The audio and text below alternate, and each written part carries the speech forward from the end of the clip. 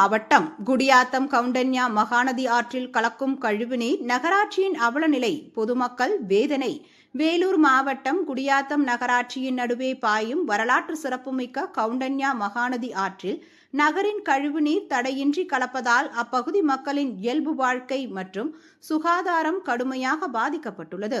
நகராட்சி நிர்வாகத்தின் முறையற்ற பராமரிப்பு மற்றும் திட்டமிடலின்மையால் இந்த நதி தற்பொழுது சாக்கடை நீரோடையாக மாறிவரும் அவலம் குடியாத்தம் மற்றும் அதன் சுற்றுவட்டார பகுதிகளின் விவசாய தேவைகளுக்கும் நிலத்தடி நீர் ஆதாரத்திற்கும் முக்கிய தூணாக விளங்கிய கவுண்டன்யா மகாநதி ஆறு இன்று கடுமையான மாசுபாட்டை சந்தித்து வருகிறது.